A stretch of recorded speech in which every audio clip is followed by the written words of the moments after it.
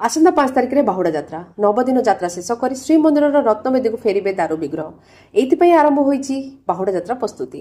आज घोष यात्रार षष्ठ दिवस रथर दक्षिण मोड़ आरंभ हो गतकाली राति 3:55 गुंडीचा मंदिर होता महाप्रभुंर रात्र बाहुड़ा।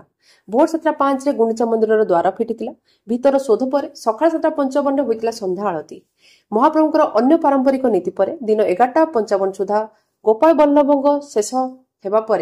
दिन 2टार महाप्रभु आज्ञामाला आसवा पर रथर दक्षिण मोड़ कर परंपरा अनुसार सेवायत और पुलिस कर्मचारी सहायता आज प्रथमे देवी सुभद्रा देवी दलन रथ को दक्षिण मोड़ कर बड़ ठाकुर तालध्वज रथ दक्षिण मोड़ कर तेज संध्या हो वर्षा कारण श्री जगन्नाथर नंदीघोष रथ आज दक्षिण मोड़ हो पारि ना।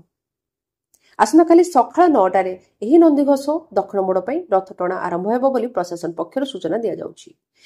रथ दक्षिण मोड़ हेबा लगी नाकचणा द्वार सम्मुख शरधा बाली को परिष्कार कर पूर्वर जो बाली पड़ता ताकू भी परिष्कार कर रथ गुड़िकर दक्षिण मोड़ पूर्व श्रीमंदिर वैश्विक टीम और पूर्त विभाग एक स्वतंत्र टीम द्वारा 3 रथर जांच कर रथयात्रा पर 3 रथ उत्तर मुहां हो रही।